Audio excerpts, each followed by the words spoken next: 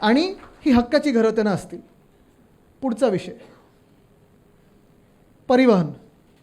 हा जरा माझा आवडता विषय. जे जे माझ्याबरोबर फिरत असतात, बोलत असतात, त्यांना कंटाळा येईल कदाचित, कारण आम्ही परत परत बोलत असतो.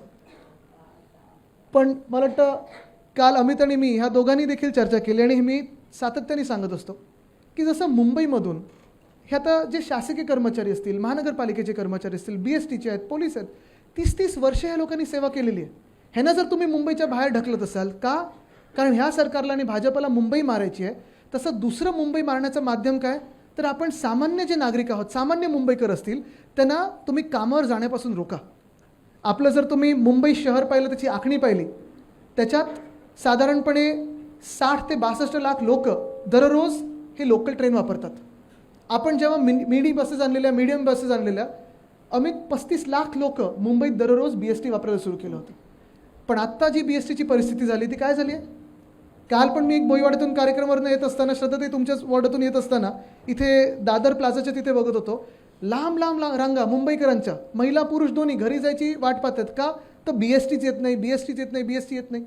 तर आम्ही ठरवलेलं आहे की आपलं सरकार आल्यानंतर पुन्हा एकदा ही दरवाढ आहे ती तिप्पट केलेली आहे, ती रद्द करून भाडं आपलं असेल ते ₹5 5 किलोमीटरसाठी, ₹10 10 किलोमीटरसाठी, ₹15 15 किलोमीटरसाठी आणि ₹20 20 किलोमीटरसाठी फ्लॅट फेअर करून देणार.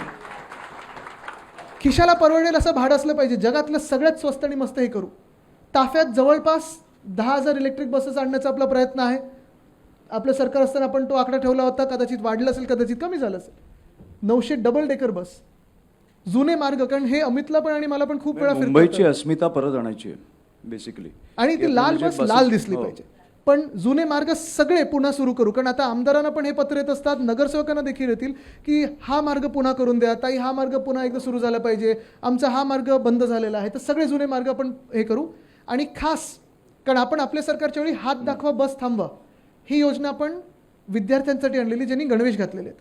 तर ही योजना पुन्हा आणायची आहे. महिलांसाठी आणि विद्यार्थ्यांसाठी पीक आवर्समध्ये स्पेशल बस करून त्यांना मोफत त्याच्यावर आपल्याला बसेस द्यायच्या आहेत. त्या बरोबर ना? हे आपण करून द्यायचं.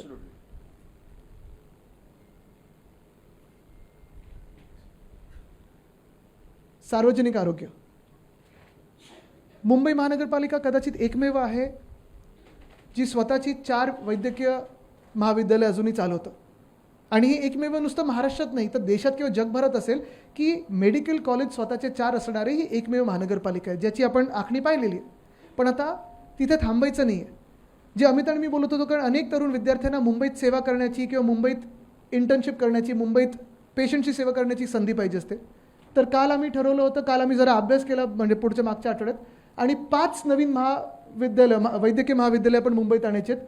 शताब्दी आहे, गोवंडीचं शताब्दी कांदिवली आहे, MT अगरवाल आहे, भगवती आहे, राजवाडी आहे.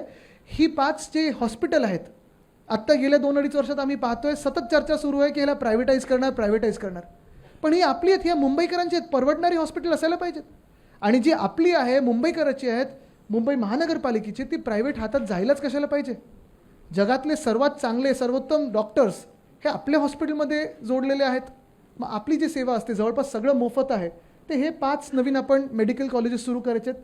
त्याचसोबत आपले स्वतःचे ॲम्ब्युलन्स सुरू करायचे. कारण आता 108 सेवा, मला माहीत नाही मुंबईत तुम्हाला दिसते का कुठे, मला तरी दिसली नाही एकसुद्धा, बंद पडल्यासारखीच आहे.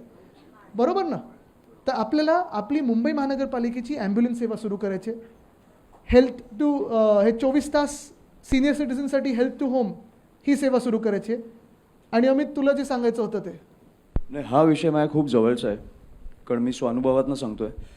महानगरपालिकेमार्फत आपण एक कॅन्सरचं रुग्णालय एक चालू केलं पाहिजे. कारण मला कळतं की ह्या आजारातनं जाताना पहिल्या काही दिवसात डिटेक्शन, जे आपल्याला लवकर डिटेक्ट करता येतं हा आजार, हे किती महत्त्वाचं असतं आणि ह्याच्याने किती जीव वाचू शकतात. कारण हा देशभर, आणि देशभर नाही तर आय थिंक जगभर पसरतो आहे हा आजार. त्याच्यामुळे एक कॅन्सरचं रुग्णालय हे महानगरपालिकेचं असणार. आणि मला माहिती आहे की टाटा आणि असे अनेक रुग्णालय आहेत, पण ते कमी पडतात कुठेतरी. मला वाटतं की अशा आंतरराष्ट्रीय दर्जाचं, जिकडे अर्ली डिटेक्शन येतं आणि तुम्हाला सगळे तुमचे उपचार केले जातील, असं आपण एक रुग्णालय तयार करणार आहोत.